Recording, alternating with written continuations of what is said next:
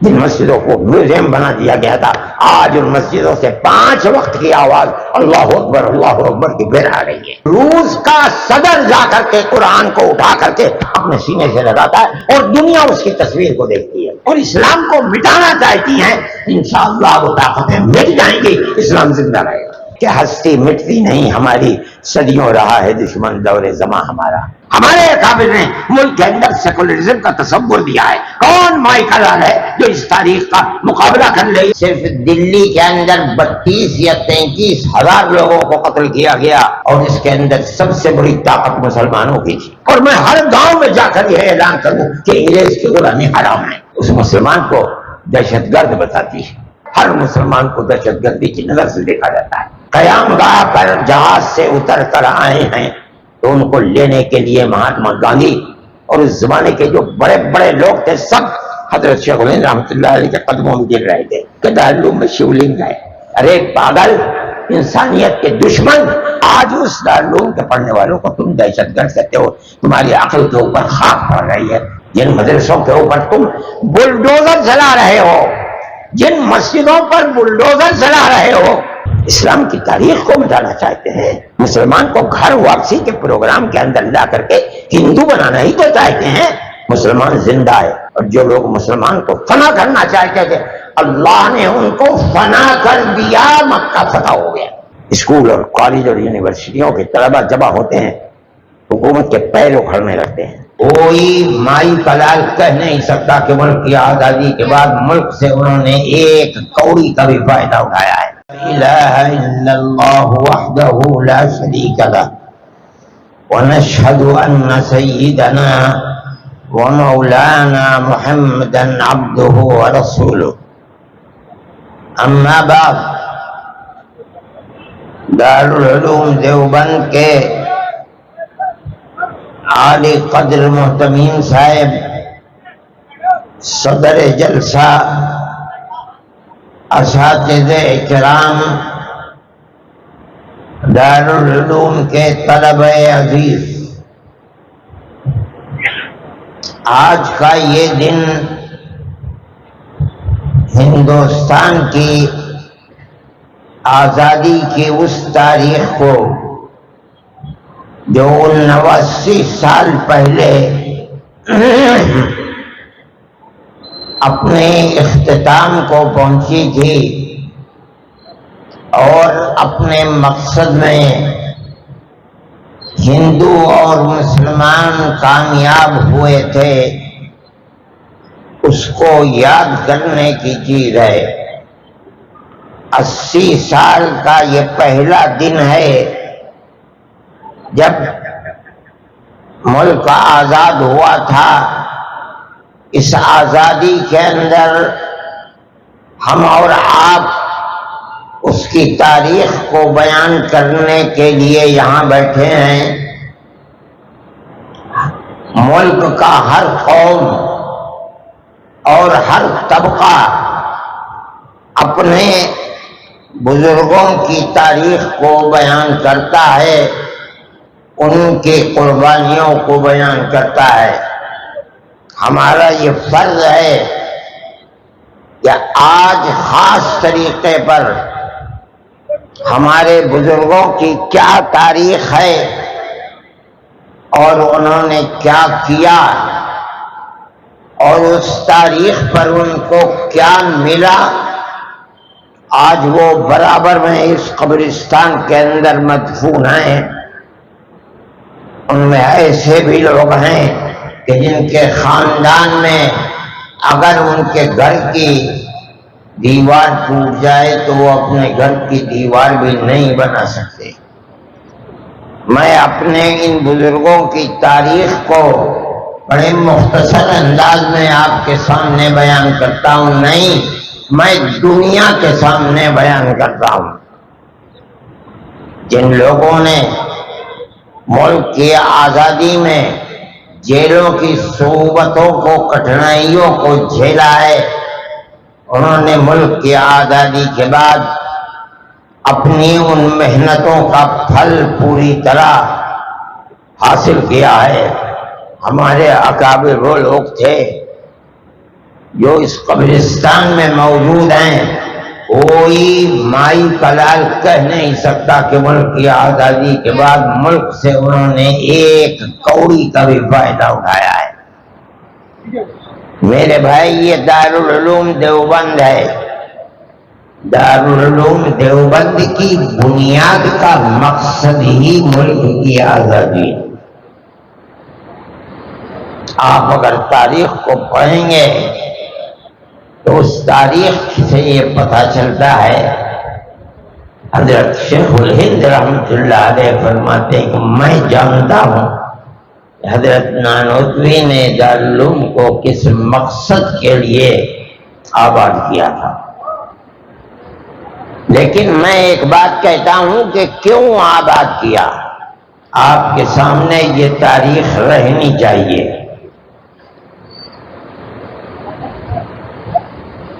شاملی کے میدان کے اندر جو کچھ ہوا تھا، ابتدا میں ہمارے اکابر حضرت حاجی صاحب حاجی امداد اللہ صاحب مہاجر مکی اور ان سے وابستہ لوگ جیتے، لیکن انگریز کے پاس ایک طاقت تھی اس دنیا کی جس پر انگریز یہ دعویٰ کرتا تھا کہ ہماری حکومت کے اندر سورج غروب نہیں کرتا۔ انجام کے اعتبار سے شکست ہوئی، 1857 کے اندر ناکام ہو گئے۔ یہ دوسرا جہاد تھا۔ دنیا یہ سمجھتی ہے کہ 1857 کا آزادی ملک کے لیے جہاد پہلا جہاد ہے، مگر وہ نادان تاریخ سے ناواقف ہیں۔ پہلا جہاد سن 31 کا ہے، جس میں شاہ عبدالعزیز صاحب محدث دہلوی کے بنائے ہوئے دو ان کے شاگرد سید احمد شہید اور شاہ اسماعیل شہید دونوں کے دونوں شہید ہو گئے ہیں۔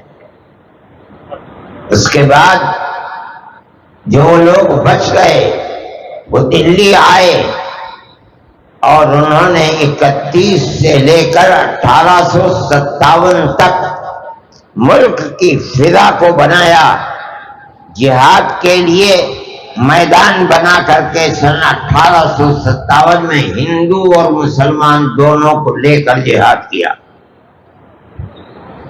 اس جہاد کے اندر بھی سنبھل، مراد آباد، دلی، میرٹھ، دیوبند کے قریب یہ گاؤں ہے، گاؤں والے جانتے بھی نہیں، پلاس اور سانپلا، ان دیہاتوں کو آگ لگا دی گئی تھی، یہاں کوئی مکان نہیں رہ گیا تھا۔ یہ ان لوگوں کو قتل کیا گیا، پھانسی کے تختے پر چڑھایا گیا۔ صرف دلی کے اندر 32 یا 33 ہزار لوگوں کو قتل کیا گیا۔ یہ تاریخ ہے ملک کی، اور اس کے اندر سب سے بڑی طاقت مسلمانوں کی تھی۔ اس کے بعد ہمارے اکابر کو حضرت گنگوئی رحمۃ اللہ علیہ کو جیل میں بھیج دیا گیا۔ حضرت حاجی صاحب کو ان کے شاگردوں نے چھپتے چھپاتے جہاز میں بیٹھا کر مکہ معظمہ بھیج دیا، اس لیے کہ وہ بوڑھے تھے اور انگریز کے قید کی صحبتوں کو برداشت نہیں کر سکتے تھے۔ حضرت نانوتوی رحمۃ اللہ علیہ یہیں رہے مگر گرفتار نہیں ہو سکے۔ جب 3 سال کے بعد عام معافی کا اعلان ہوا، باہر نکلے، ابھی تک دارالعلوم کا کوئی وجود نہیں رہا، تو یہ دیکھا کہ وہ ہزار ہندو اور مسلمان، جن میں اکثریت مسلمانوں کی تھی، ان کی اولاد بھیک مانگ رہی ہے، اس لیے کہ ماں اپنی عزت کو بچائے ہوئے گھر کے اندر بیٹھی ہوئی ہے، کھانے کے لیے کچھ نہیں ہے، اولاد لوگوں سے بھیک مانگ رہی ہے، کوئی دیتا ہے کوئی نہیں دیتا ہے۔ اور کرسچن لوگ جو چرچ کے لوگ ہیں وہ باہر نکلے ہیں اور ان بچوں سے کہتے ہیں، ان کی ماں کے پاس جاتے ہیں، اس بچے کو ہمیں دے دو، ہم اسے مفت لکھائیں گے، مفت پڑھائیں گے، پہننے کے لیے کپڑے دیں گے اس کو، اور اس کو پڑھا ہوا لڑکا بنا کر کے ملازمت دیں گے، یہ اپنے پیٹ کو بھی پالے گا، تمہارے پیٹ کو بھی پالے گا، اپنی بہنوں کو بھی زندہ رکھے گا۔ اور وہ ماں اپنے بیٹے کو، اس کا باپ انگریز کی دشمنی کے اندر اپنی جان دے چکا ہے، انگریز کے حوالے کر کے انگریز کا وفادار بنا رہی ہے، اس صورتحال کو دیکھ کر ان کا دل تڑپ اٹھا۔ اب انہوں نے فیصلہ کیا کہ ہمیں ایسا ادارہ بنانا چاہیے جس میں ہم ان بچوں کو پڑھائیں۔ ان کا باپ بھی مجاہد تھا، انگریز کا دشمن تھا، ہم اس کی اولاد کو بھی انگریز کا دشمن بنائیں گے۔ 1857 کے 9 سال کے بعد سن 1866 میں دارالعلوم کی بنیاد ڈالی، اور بالکل اسی طرح ہمیں یہ بچہ دو، ہم اس بچے کو کھانا دیں گے، پانی دیں گے، پہننے کے لیے کپڑے دیں گے، پیر میں جوتا دیں گے، اس کو پڑھائیں گے۔ اس کا باپ انگریز کا دشمن تھا، ہم اس کو بھی انگریز کا دشمن بنائیں گے۔ یہ دراصل دارالعلوم کی تاریخ ہے۔ چنانچہ دارالعلوم کی بنیاد رکھ دی گئی، اور بالکل اسی طرح کوئی تعلق اس کا دنیا سے نہیں ہے۔ ہمیں بچہ دو، مجاہد کی اولاد کو ہم مجاہد بنائیں گے۔ آج دنیا نہیں جانتی، یہ سمجھتی ہے کہ دارالعلوم دیوبند صرف پڑھانے کی درسگاہ ہے۔ نہیں، تم اس کردار کو نہیں پیش کر سکتے جس کردار کو ہمارے بزرگوں نے پیش کیا ہے۔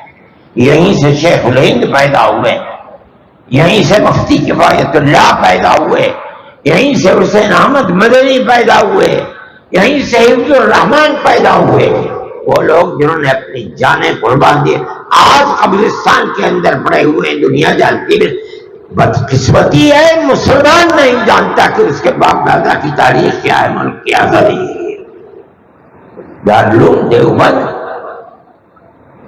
آج یہ آوازیں دنیا کے اندر اٹھتی ہیں کہ دارالعلوم دیوبند کے اندر شیو جی کا لنگ ہے۔ ارے پاگل، عقل و خرد سے جنون مجنون، تم دارالعلوم کے بارے میں تمہارے اندر اگر تم نے ماں کا دودھ پیا ہے تو دارالعلوم کی اس تاریخ کو تو زندہ کر کے دکھاؤ۔ کیا ہے دارالعلوم؟ تم کیا جانو دارالعلوم کس چیز کا نام ہے؟ اگر دارالعلوم نہ ہوتا تو ملک کی آزادی کے اندر روڑے پڑ جاتے۔ حضرت شیخ الہند رحمۃ اللہ علیہ نے ملک کے اندر باہر نکل کر کے افغانستان کے اندر آزاد حکومت قائم کی، اور ان کے ذہن کے اندر یہ بات نہیں تھی کہ ملک کے اندر حکومت مسلمان کی ہوگی۔ اس آزاد حکومت کے اندر سنو اس بات کو، مولانا عبید اللہ سندھی، مولانا برکت اللہ بھوپالی، اگر یہ لوگ اس حکومت کی بنیاد تھے تو اس کا صدر راجہ مہندر سنگھ پرتاپ کو بنایا تھا۔ اس کا مطلب یہ ہے کہ وہ ملک کے اندر مسلم حکومت نہیں بنانا چاہتے تھے، ملک کے اندر ملک کے بسنے والے ہندو اور مسلمانوں کی ملی جلی حکومت بنانا چاہتے تھے۔ انہوں نے جس سیکولرزم کے خواب کو دیکھا تھا، آج ملک کے اندر فرقہ پرست طاقتیں سیکولرزم کے لفظ کو ملک کے دستور سے نکال کر پھینکنا چاہتی ہیں۔ ہمارے قابل نے ملک کے اندر سیکولرزم کا تصور دیا ہے۔ کون مائی کا لال ہے جو اس تاریخ کا مقابلہ کر لے یا اس کو ڈھکی لے؟ کوئی نہیں کر سکتا، انکار نہیں کر سکتا۔ یہ تھی ہماری تاریخ۔ حضرت شیخ الہند رحمۃ اللہ علیہ جب سعودی عرب سے طائف سے گرفتار کر کے اپنے ساتھیوں کے ساتھ مصر بھیجے گئے، اور مصر سے اٹھا کر کے ان کو مالٹا کی جیل کے اندر بھیج دیا گیا۔ کانگریس کے لوگ جانتے تھے ان کی اس تاریخ کو۔ کوئی اور مائی کا لال ہندوؤں کے اندر نہیں ہے جس نے ملک کی آزادی کے لیے یہ قربانی دی ہو کہ 7 سمندر پار 4 سال اس نے انگریز کی قید با مشقت کو کاٹا ہے، اگر کاٹا ہے تو دارالعلوم کے طالب علم نے کاٹا ہے۔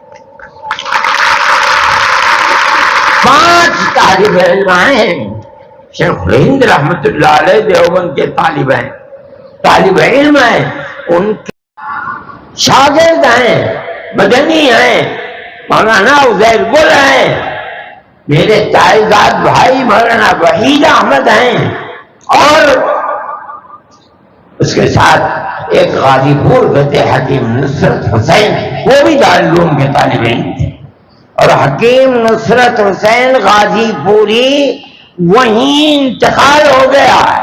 جب بیمار ہوئے اور یہ بات طے ہو گئی کہ اب یہ نہیں بچ سکتے تو سنو، انگریز نے کہا کہ ہم آپ کو اجازت دیتے ہیں، آپ چاہیں تو ہندوستان چلے جائیں۔ کہا نہیں، میں مالٹا میں آیا ہوں، مرنے کے لیے آیا ہوں، میں یہاں مر جاؤں گا، ہندوستان نہیں۔ ملک کی تاریخ ہے، ان کے قبر ہے مالٹا کے اندر۔ کوئی مائی کا لال ہے جو یہ بتائے کہ اس کی تاریخ کیا ہے؟ جو دارالعلوم دیوبند کی تاریخ ہے، یہ ہے وہ دارالعلوم دیوبند۔ حضرت شیخ الہند رحمۃ اللہ علیہ فرماتے ہیں کہ حضرت نانوتوی اور بزرگوں نے دارالعلوم دیوبند کو مجاہدین آزادی ہند پیدا کرنے کے لیے بنایا تھا۔ حضرت شیخ الہند رحمۃ اللہ علیہ نے اسی کی بنیاد رکھی، اپنے استاد سے جس طرح حدیث اور علوم و فنون کو لیا ہے، اسی طرح آزادی ملک کا سور جو انہوں نے پھونکا تھا اس کو بھی اٹھا کر کے چلے ہیں، اور کبھی چین و سکون کے ساتھ نہیں بیٹھے ہیں۔ ان کے دل کے اندر جس طرح کی انگریز دشمنی تھی، کسی دوسرے کے دل کے اندر یہ انگریز دشمنی نہیں تھی۔ مسٹر مسٹن جو صوبہ جات متحدہ کا انگریز گورنر تھا، وہ کہا کرتا تھا کہ شیخ الہند کو اگر جلا کر راکھ کر دیا جائے گا تو اس کے راکھ سے بھی انگریز کی دشمنی کی بو آئے گی۔ دارالعلوم کا کردار ہے، کون مائی کا لال ہے جو اس تاریخ کو نہیں، اس کے عشر عشیر کو بھی پیش کر دے، یہ ہے دارالعلوم۔ جب حضرت شیخ الہند رحمت اللہ علیہ مالٹا کی جیل سے واپس آئے اور جہاز بمبئی کی گودی کے قریب پہنچا، قبل اس کے کہ کوئی جہاز پر جائے، انگریز نے بہاولپور ریاست کی جو وہاں کے نواب تھے، آج وہ پاکستان کے اندر ہے، اس وقت ہندوستان ایک تھا، سر رحیم بخش مرحوم ریاست بہاولپور کے جو نواب تھے، ان کے کرتے دھرتے تھے، اور انگریز نے ان کو خطاب دیا تھا سر کا۔ انگریز نے ان کو بھیجا، کوئی نہیں، سب سے پہلے وہ گئے، اور انہوں نے جا کر کے حضرت شیخ الہند رحمۃ اللہ علیہ سے یہ فرمایا کہ حضرت آپ چلے گئے اور آپ دارالعلوم کی درس حدیث کی بنیاد دھیمی پڑ گئی، آپ لوگوں کو ذکر و اذکار کی تلقین کرتے تھے، لوگوں کو بیعت و ارشاد سے منسلک کرتے تھے، وہ جگہ خالی ہو گئی، آپ نے سب کچھ کیا، لیکن انگریز تو اب بھی بیٹھا ہوا ہے۔ اب آپ آئے ہیں، آپ تشریف لائے ہیں، تو آپ اب بیٹھ جائیے، دارالعلوم کی اس مسند کو زندہ کیجیے، آباد کیجیے، اور جو بیعت و ارشاد کا گھر خالی ہو گیا ہے، بزرگ رہے نہیں ہیں، اب اس بیعت و ارشاد کے سلسلے کو جاری فرما دیں تو یہ مسلمانوں کے لیے بہت بڑی ایک بڑا سہارا بن جائے گا۔ حضرت شیخ الہند رحمۃ اللہ علیہ خاموشی کے ساتھ سنتے رہے۔ کہا اپنی بات کہہ چکا ہے آپ؟ کہ میں نے کہہ دیا۔ فرمایا کہ میں بوڑھا ہو گیا ہوں، لیکن میں آپ سے کہتا ہوں کہ جس ہندوستان کے اندر انگریز کی حکومت ہے، میں اس ہندوستان میں مالٹا سے آیا ہوں، اس سرزمین کے اندر جینا تو جینا، مجھے انگریز کی حکومت میں مرنا بھی گوارا نہیں ہے۔ میں تو صرف اس لیے آیا ہوں کہ میں دنیا کو یہ پیغام دوں کہ انگریز کی غلامی حرام ہے۔ میں بوڑھا ہو گیا، اگر میرے اندر چلنے پھرنے کی طاقت نہیں رہی تو میں اپنے شاگردوں سے کہوں گا کہ میں ایک پلنگ کے اوپر لیٹ جاؤں، وہ اپنے کاندھوں پر میرا پلنگ اٹھا کر کے گاؤں در گاؤں جائیں اور میں ہر گاؤں میں جا کر یہ اعلان کروں کہ انگریز کی غلامی حرام ہے۔ میں ہندوستان اسی لیے آیا ہوں۔ کون مائی کا لال ہے جو اس تاریخ کو زندہ پیش کر سکتا ہے؟ یہی رہے۔ جمعیت علماء کا پہلا صدر، مستقل صدر، مالٹا سے آنے کے بعد حضرت شیخ الہند رحمۃ اللہ علیہ کو بنایا گیا۔ اس سے پہلے مفتی کفایت اللہ تھے اور لکھا ہوا ہے کہ وہ مستقل نہیں ہے۔ حضرت شیخ الہند رحمۃ اللہ علیہ آئیں گے، وہ مستقل صدر بنیں گے۔ جو سب سے پہلا اجلاس ان کے آنے کے بعد دلی کے اندر ہوا ہے، اس کے 12 دن کے بعد حضرت شیخ الہند رحمۃ اللہ علیہ کا انتقال ہو گیا۔ صرف 12 دن کے بعد خود حضرت شیخ الہند رحمۃ اللہ علیہ نہیں پڑھ سکے، اپنی بیماری اور کمزوری کی وجہ سے۔ اس جلسے کے اندر اب مولانا شبیر احمد صاحب عثمانی کو وہ دیا اور انہوں نے اس کو پڑھا ہے۔ یہ حضرت شیخ الہند کی تاریخ، میرے بھائی، اس تاریخ کو کون پیش ہو؟ پھر ان کے شاگرد یہاں آئے، حضرت شیخ الہند رحمۃ اللہ علیہ۔ میں نے اپنے والد حضرت مولانا سے سنا ہے، مولانا مدنی سے، کہ میرا پروگرام یہ تھا کہ ہندوستان جا کر کے مالٹا سے، اور میرے والد کا انتقال ہو گیا، میری ماں کا انتقال ہو گیا، میری بیوی کا انتقال ہو گیا، میں جاؤں جا کر کے کم از کم تعزیت تو دے دوں۔ اتنے دن میں رہا مالٹا میں، یہ سب داغ مفارقت دے گئے، میں جاؤں گا۔ مگر حضرت شیخ الہند رحمۃ اللہ علیہ یہاں آ کر کے انتقال فرما گئے۔ میں نے یہ طے کر لیا کہ جو ان کا نقطۂ نظر تھا، جب تک ملک آزاد نہیں ہوگا میں بھی یہیں رہوں گا، میں نہیں جاؤں گا۔ ملک آزاد ہوگا تبھی میں اس ملک سے جاؤں گا۔ چنانچہ وہ لگ گئے۔ یہ وہ لوگ تھے جو دارالعلوم کی اسی 4 دیواری کے اندر اپنی زندگی کو انہوں نے علم حاصل کیا، اور جو حاصل کیا تھا وہ ملک کے ساتھ وفاداری تھی، ملک سے کچھ حاصل کرنا نہیں تھا۔ شیخ الہند چلے گئے، انہوں نے کچھ نہیں حاصل کیا، قبرستان موجود ہے، دیکھ لو۔ حسین احمد مدنی چلے گئے، کچھ نہیں حاصل کیا۔ وحید احمد چلے گئے، وہ بھی قبرستان میں ٹانڈے ہوئے مدفون ہیں، کچھ نہیں لیا۔ کیا چیز تھی؟ اس لیے کہ انہوں نے جو کچھ کیا تھا شیخ الہند کی تحریک سے کیا تھا، ملک کے لیے کیا تھا، ملک سے حاصل کرنے کے لیے نہیں کیا تھا۔ یہ دارالعلوم کی تاریخ ہے میرے بھائی، اس تاریخ کو ذہن میں رکھنا چاہیے، یاد رکھنا چاہیے۔ دنیا اس تاریخ کو بھلا رہی ہے۔ یہ بڑی بدقسمتی کی بات ہے کہ آج ملک کے اندر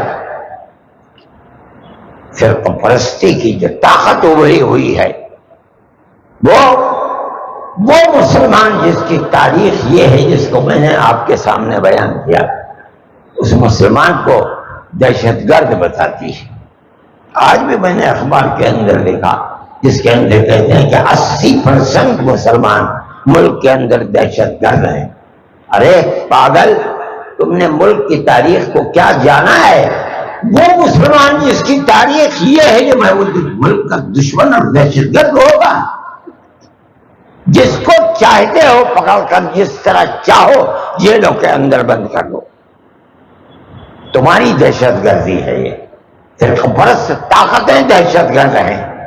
ہندوستان کے اندر مسلمان کی تاریخ یہ ہے، جس کو دیکھنا ہے وہ آئے اور دارالعلوم دیوبند کو دیکھے۔ اس کی تاریخ کو پڑھے اور دیکھے کہ مسلمان اور ان کے باپ دادا کس طرح ملک کی آزادی کے لیے قربان دینے والے تھے، جنہوں نے ایک پیسہ بھی ملک سے نہیں لیا۔ اس کو سمجھنا چاہیے۔ آج کی جو صورتحال ہے، جب ملک آزاد ہوا تو ملک کی دستور سازی کی جو کمیٹی تھی، مولانا حفظ الرحمان صاحب جو جنرل سیکریٹری جمعیت علماء کے تھے، اب دارالعلوم کا فرق ہے، مولانا ابو الکلام آزاد تھے مولانا، اگرچہ دارالعلوم کے پڑھے ہوئے نہیں تھے، مگر جمعیت علماء ہند کے ورکنگ کمیٹی کے ممبر تھے، ملک کی دستور ساز کمیٹی کے یہ دونوں ممبر تھے۔ جیسے جیسے ملک کی آزادی قریب آتی رہی، یہ لوگ سمجھتے تھے کہ کیا ہو رہا ہے، جمعیت علماء برابر موتی لال نہرو سے، گاندھی جی سے برابر یہ عہد لیتی چلتی تھی کہ ہم سے ہمیں بتاؤ اور عہد کرو کہ ملک آزاد ہوگا تو ملک کا دستور سیکولر دستور بنے گا، اس کے اندر مسلمان کو اپنے مذہب کے ساتھ زندہ رہنے کا حق ہوگا، اور برابر ورکنگ کمیٹی عہد کرتی چلتی ہے کہ ملک کے اندر ہندوستان میں گورنمنٹ بنے گی تو ملک کا دستور سیکولر دستور ہوگا، اور ہندوستان ملک کے اندر اقلیتیں اور خاص طور پر مسلم اقلیت اپنے مذہب کے ساتھ زندہ رہے گی۔ میں آپ کو اس زمانے کی ایک چیز جو حضرت رحمت اللہ علیہ کے قلم سے لکھی ہوئی ہے، میں آپ کو پڑھ کر سناتا ہوں، آپ یہ سنیے۔ ہری پور ضلع سورت کا اجلاس عام منعقدہ 19، 20، 21 فروری میں اس تحفظ کو ذیل کے الفاظ میں پاس کیا گیا ہے۔ کانگریس کا اجلاس ہے۔ ورکنگ کمیٹی نے اکتوبر 1937 میں، کانگریس کی ورکنگ کمیٹی نے کلکتے کی میٹنگ میں اقلیتوں کے حقوق پر جو تجویز پاس کی تھی اسے یہ کانگریس منظور کرتی ہے، اور نئے سرے سے اعلان کرتی ہے کہ ہندوستان کی اقلیتوں کے تمدنی، مذہبی اور لسانی حقوق کی حفاظت کرنا کانگریس کا پہلا فرض اور بنیادی پالیسی ہے۔ پھر پڑھیے اس لفظ کو، کانگریس اعلان کرتی ہے کہ ہندوستان کی اقلیتوں کے تمدنی، مذہبی اور لسانی حقوق کی حفاظت کرنا کانگریس کا پہلا فرض اور بنیادی پالیسی ہے، تاکہ حکومت کی کسی بھی ایسی اسکیم میں جس میں کانگریس شریک ہو، اقلیتوں کو ترقی اور نشو و نما کا زیادہ سے زیادہ موقع مل سکے، اور وہ قوم کی سیاسی، اقتصادی اور کلچرل زندگی میں پورا حصہ لے سکے۔ آپ نے سنا، اب اس کے بعد سنیے۔ بنا بری اس بنیاد پر مسلمانوں کو مطمئن رہنا چاہیے کہ آزاد ہندوستان کی حکومت میں ان کا مذہب اور مذہبی فرائض کیا ہیں، وہ اذان، نماز، جمعہ، عید، روزہ، حج، زکوٰۃ، مذہبی تبلیغ، مساجد، مقابر، قربانی، مذہبی جلوس، مذہبی جلسے وغیرہ، جملہ مذہبی رسوم اور مذہبی ادارے محفوظ ہوں گے۔ اور اسی طرح، ابھی اور سنیے، اور اسی طرح ان کی تہذیب، ان کا تمدن، ان کے تعلیمی ادارے، خانقاہیں، امام باڑے، عیدگاہیں، تکیے، کربلائیں، آثار قدیمہ، اوقاف وغیرہ سب محفوظ ہوں گے۔ اور سنیے، اور اسی طرح ان کی زبان، ان کی شاعری، رسم الخط وغیرہ سب کے سب آزاد اور محفوظ ہوں گے، کسی پر کوئی رکاوٹ اور قید نہ ہوگی۔ مسلمان ہرگز دھوکہ دینے والے، خود غرض اور خود غرضوں کے اعلی کار لوگوں کے دام فریب میں نہ آنا چاہیے، اور پورے اعتماد اور اطمینان کے ساتھ کانگریس میں داخل ہو کر جنگ آزادی میں جد و جہد کرنی چاہیے۔ شائع کردہ U P Congress election board, National Herald press, Lucknow, فروری 1946۔ یہ وہ دستور ہے اور وہ پالیسی ہے جو ملک کی آزادی کے وقت اعلان کر کے کانگریس نے ہم کو دی تھی۔ آپ خود فیصلہ کیجئے، آج موجودہ حکومت کے اندر جو اس وقت پالیسی اختیار کی گئی تھی کانگریس کی، آج دوسری پارٹیوں کی پالیسی کیا ہے، بی جے پی کی؟ کیا ہماری مسجدیں محفوظ ہیں، مدرسے محفوظ ہیں، خانقاہیں محفوظ ہیں، مسلمان محفوظ ہے؟ ہر مسلمان کو دہشت گردی کی نظر سے دیکھا جاتا ہے۔ میرے بھائی، یہ میری اور آپ کی اور میرے اور آپ کے بزرگوں کی تاریخ ہے۔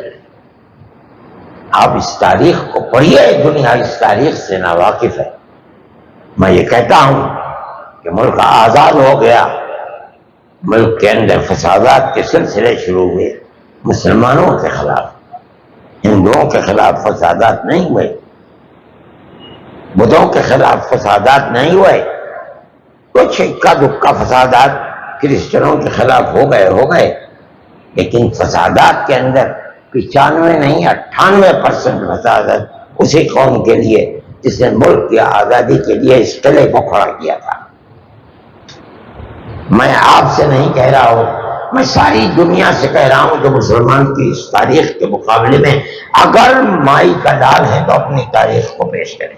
میں نے حضرت رحمت اللہ علیہ کی زبانی اپنے گھر میں سنا ہے کہ جب حضرت شیخ الہند رحمت اللہ علیہ قیام گاہ پر جہاز سے اتر کر آئے ہیں تو ان کو لینے کے لیے مہاتما گاندھی اور اس زمانے کے جو بڑے بڑے لوگ تھے سب حضرت شیخ الہند رحمت اللہ علیہ کے قدموں میں گر رہے تھے۔ جب آئے ہیں اور فرمایا کرتے تھے کہ دونوں طرف تمام گھروں کی چھتیں ہندو اور مسلم عورتوں سے اور بچوں سے بھری ہوئی تھی، مردوں سے، وہ یہ دیکھتے تھے کہ یہ آدمی کون ہے جس نے ملک کی آزادی کے لیے مالٹا کے اندر اپنی تاریخ کو چھوڑا ہے۔ جب وہ دلی آئے ہیں اور پہلی مرتبہ دیوبند سے مراد آباد گئے ہیں تو مولانا جس بگی کے اوپر بیٹھ کر کے اسٹیشن سے ان کو لے جایا گیا، ہندو اور مسلمان اس بگی کو کھینچ رہے تھے، گھوڑے نہیں تھے اس کے اندر۔ یہ ملک کی تاریخ تھی، آپ کے بزرگوں کی تاریخ ہے، اس دارالعلوم کے پڑھے ہوئے لوگوں کی تاریخ ہے، جس کو یہ کہا جاتا ہے کہ دارالعلوم میں شیولنگ ہے۔ ارے پاگل، انسانیت کے دشمن، یہ دارالعلوم جس نے ملک کے لیے یہ کیا ہے، آج اس دارالعلوم کے پڑھنے والوں کو تم دہشت گرد کہتے ہو، تمہاری عقل کے اوپر خاک پڑ رہی ہے، اور اللہ اس خاک کو اور ڈالے۔ یہ آپ کی تاریخ ہے۔ وقت بہت ہو گیا ہے، میں اپنی بات اور بھی بتاتا اور یہ کہتا کہ ملک کی موجودہ صورتحال کے اندر ایک طرف مسلمان کا یہ کردار ہے، دوسری طرف ملک کی یہ تاریخ ہے۔ ہندوستان کے اندر 99% جو مدرسے ہیں، 99% وہ مدرسے دارالعلوم کی شاخیں ہیں، یہیں کے پڑھے ہوئے لوگوں نے ان مدرسوں کی بنیاد رکھی ہے۔ جن مدرسوں کے اوپر تم بلڈوزر چلا رہے ہو، جن مسجدوں پر بلڈوزر چلا رہے ہو، میں کہتا ہوں کہ وہ اسی دارالعلوم کی شاخیں ہیں۔ اس کی بنیاد یہی ہے کہ ہندوستان کے اندر بھائی چارگی، محبت، ہندو مسلم اتحاد ہو۔ میں ان لوگوں کو جانتا ہوں، میں نے دیکھا ہے، یہی سہارنپور کے لوگ، حضرت مدنی رحمت اللہ علیہ سہارنپور کی جیل میں تھے، لوگ آیا کرتے تھے حضرت کے پاس اور مستقل باتیں، روزانہ جو لوگ تھے ہندو مسلم سب آیا کرتے تھے، ایک ہندو آتے نہیں تھے، چند دن کے لیے آئے اور اس کے بعد چھوڑ دیا۔ حضرت نے فرمایا کسی اور ہندو سے کہ بھئی فلاں صاحب کہاں چلے گئے، آ نہیں رہے ہیں کیا، طبیعت خراب ہے، اگر آئے تو میں جاؤں دیکھنے کے لیے۔ کب میں دیکھ کے آتا ہوں، چنانچہ گئے اور آ کر کے حضرت سے فرمایا کہ طبیعت ٹھیک ہے ان کی۔ اگلے دن وہ آ گئے پھر حضرت کی مجلس میں۔ حضرت نے فرمایا کیا بات ہے، کیوں نہیں آتے ہیں، آپ کو مجھ سے کوئی شکایت ہے؟ فرمایا بالکل نہیں مولانا، میں آپ کی مجلس میں نہیں بیٹھوں گا، مجھے یہ خطرہ ہے اگر میں بیٹھا کروں گا تو میں اپنے مذہب کو چھوڑ کر اسلام مذہب کو اختیار کر لوں گا، اور میں اپنے مذہب کو چھوڑنا نہیں چاہتا۔ یہ آپ کی تاریخ ہے، بھائی چارے کی تاریخ ہے، پیار و محبت کی تاریخ ہے۔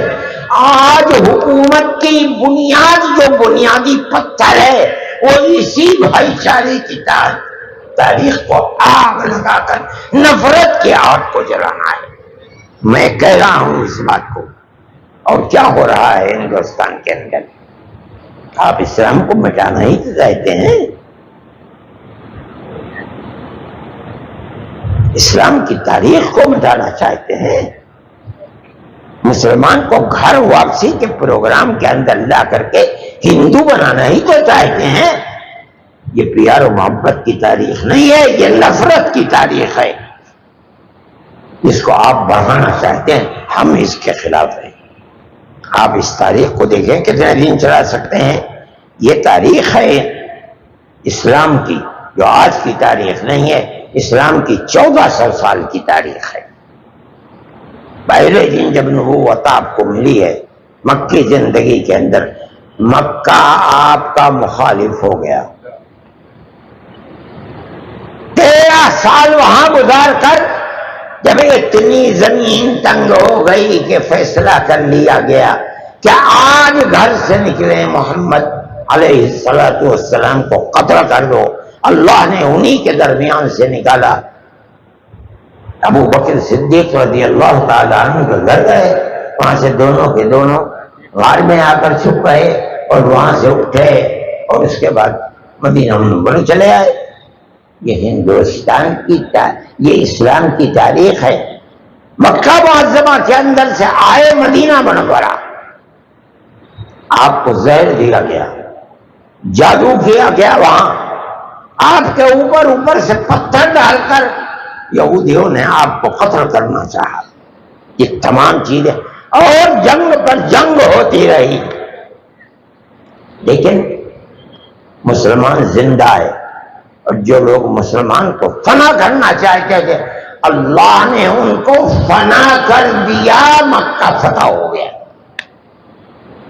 اس زمانے سے لے کر آج تک اسلام کے خلاف وہ تاریخیں چل رہی ہیں، ہر طاقت ختم ہوئی ہے۔ اسلام تو اپنی جگہ پر زندہ ہے، مسلمان بھی زندہ ہے، اور آپ قریب میں دیکھ لیجئے، سمرقند ہے، بخارا ہے، تاشقند ہے، ازبکستان ہے، تاجکستان ہے، چیچنیا ہے، آذربائیجان ہے، قزاقستان ہے، قرغیزستان، یہ ترکمانستان ہے، یہ تو سب کی سب مسلم ریاستیں تھیں، ان کی حکومتیں بھی۔ آج سے 125 سال پہلے کمیونزم آیا اور سب کے اوپر پانی پھیر کر کے کمیونسٹ حکومت قائم کی۔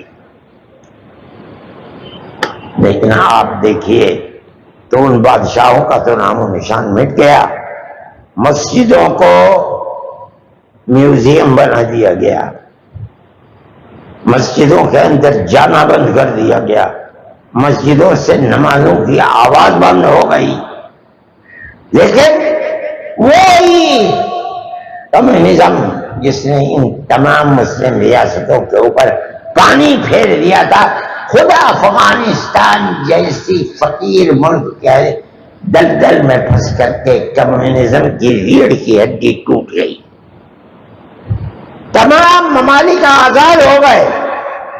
میں گیا ہوں، جن مسجدوں کو میوزیم بنا دیا گیا تھا، آج ان مسجدوں سے 5 وقت کی آواز اللہ اکبر کی پھر آ رہی ہے۔ چیچنیا کی مسجد میں روس کا صدر جا کر کے قرآن کو اٹھا کر کے اپنے سینے سے لگاتا ہے اور دنیا اس کی تصویر کو دیکھتی ہے۔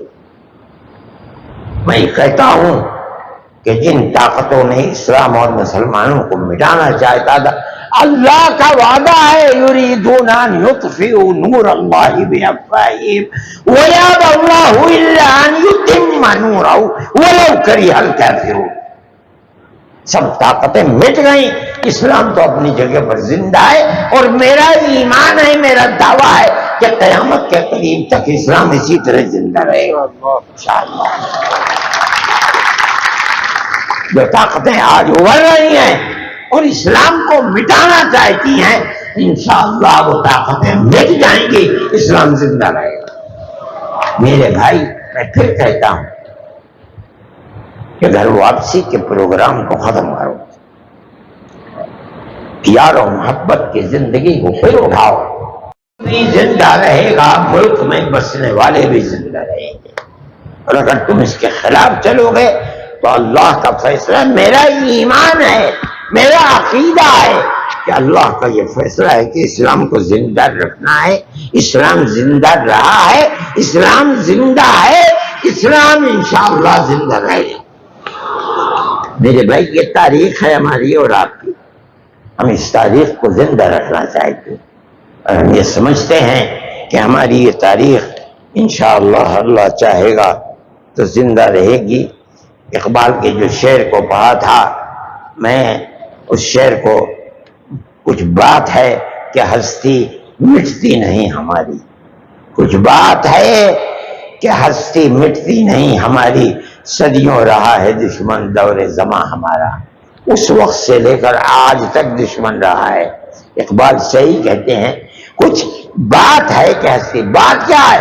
اللہ کا وہ وعدہ ہے جو قرآن کے اندر کیا ہے، یریدون ان یطفئوا نور اللہ بافواہہم واللہ متم نورہ، اللہ اپنے اس نور کو یعنی اسلام کو پورا کرتے رہے گا۔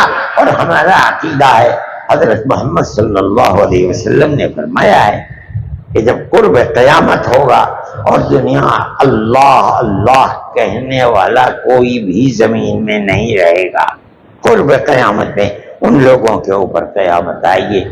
ہم پیار و محبت کی اس تاریخ کو ملک میں زندہ رکھنا چاہتے ہیں، یہ ہماری تمنا ہے۔ ہم ملک میں فساد نہیں کرتے، ٹھیک ہے، اسکول اور کالج اور یونیورسٹیوں کے طلبہ جمع ہوتے ہیں، حکومت کے پیر اکھڑنے لگتے ہیں، ہم یہ سب کچھ نہیں کرتے۔ ہم دنیا کو امن کا پیغام دیتے ہیں، طلبہ کو پیار و محبت کو سکھلاتے ہیں۔ ہمارے طلبہ کبھی اس طرح کی چیزوں کے اندر دخل نہیں دیتے ہیں، پھر بھی ہمیں دہشت گرد بتایا جاتا ہے۔ جھوٹ ہے، جھوٹ ہے، جھوٹ۔ مسلمان دہشت مسلمان کو وہ محبت ہے اپنے ملک سے جو میں نے آپ کے سامنے پیش کی ہے، دنیا کے لیے نہیں، حکومت کرنے کے لیے نہیں۔ ہم تو صرف ملک کے باسی ہیں، رہنے والے ہیں، ہم اس ملک کو زندہ رکھنے کے لیے کرتے ہیں، جو بھی کرتے ہیں پیار و محبت کو زندہ رکھنے کے لیے کرتے ہیں، کرتے چلے آئے ہیں اور کرتے رہیں گے۔ ہم مر جائیں گے، ہماری اولاد انشاءاللہ کرتی رہے گی۔ ملک ہمارا ہے، ملک زندہ رہا ہے، زندہ ہے، اور انشاءاللہ پیار و محبت کے ساتھ زندہ رہے گا۔ میں آج کے دن میں پھر آپ کو مبارکباد دیتا ہوں، اور میں دعا کرتا ہوں کہ اللہ ہمارے اس ملک کی وہ پرانی پیار و محبت کی جو تاریخ رہی ہے، اللہ اس تاریخ کو زندہ رکھے اور ملک کے اندر پیار و محبت کی تاریخ کا نشو و نما ہو، آگے بڑھیں اور اسی تاریخ کی زندگی کے ساتھ آگے بڑھیں۔ اللہ تعالی خیرات و برکات سے نوازے، دارالعلوم کی بھی اللہ حفاظت فرمائے۔